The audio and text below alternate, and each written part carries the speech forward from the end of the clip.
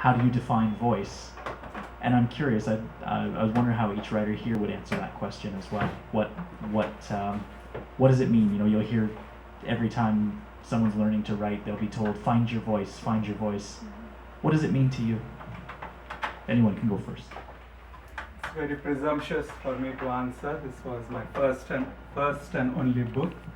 But if I were to hazard an answer, I would say is that be authentic.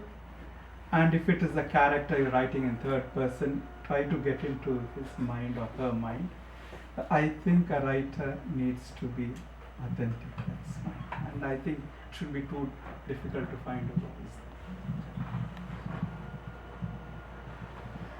I think I find with my own work, senses of the voice is something that perhaps like a kind of embroidery through time, because I find it takes so long to come.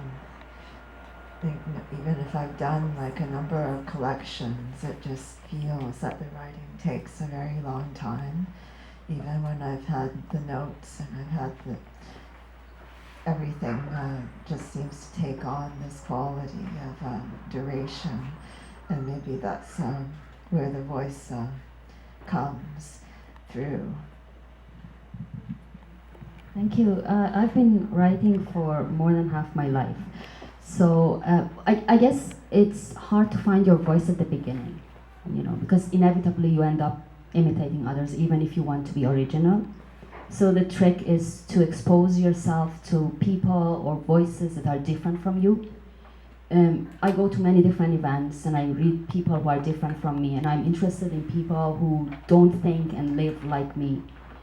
So every time I expose myself to difference, my question is, I can't write like that person. How can I do it differently?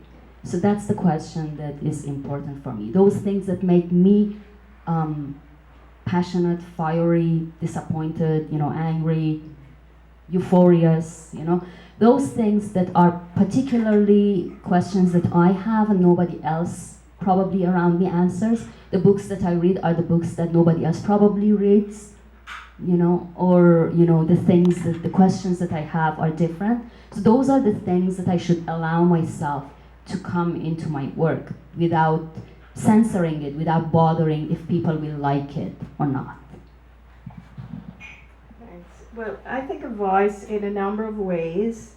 One is the obvious way where you're talking about the voice that you give to your characters.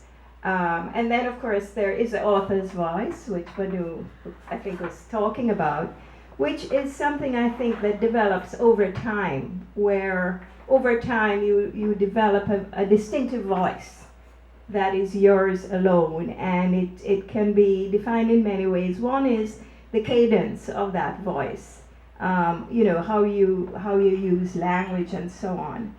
And I myself use voice in a very distinct way, which is that I also assume in both my poetry and fiction quite often the persona of someone. I become that person.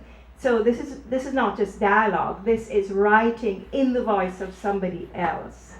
And quite often the people whose voices I'm employing are the people who don't normally have a voice in society.